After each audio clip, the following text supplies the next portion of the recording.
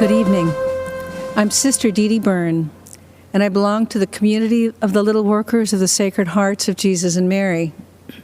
Last 4th of July, I was honored to be one of the President's guests at his Salute to America celebration. I must confess that I recently prayed while in chapel, begging God to allow me to be a voice and instrument for human life. And now here I am, speaking at the Republican National Convention. I guess you better be careful for what you pray for. My journey to religious life was not a traditional route, if there is such a thing. In 1978, as a medical school student at Georgetown University, I joined the Army to help pay for my tuition and ended up devoting 29 years to the military, serving as a doctor and a surgeon in places like Afghanistan and Egypt's Sinai Peninsula. After much prayer and contemplation, I entered my religious order in 2002, working to serve the poor and the sick in Haiti, Sudan, Kenya, Iraq, and in Washington, D.C. Humility is at the foundation of our order, which makes it very difficult to talk about myself. But I can speak about my experience working for those fleeing war-torn and impoverished countries all around the world. Those refugees all share a common experience. They have been all marginalized, viewed as insignificant, powerless, and voiceless. And while we tend to think of the marginalized as living beyond our borders, the truth is the largest marginalized group in the world can be found here in the United States.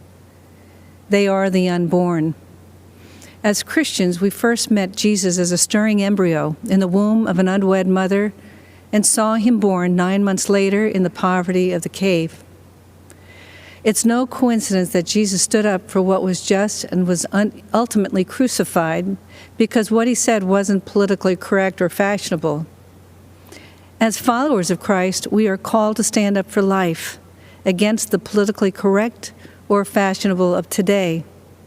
We must fight against a legislative agenda that supports and even celebrates destroying life in the womb.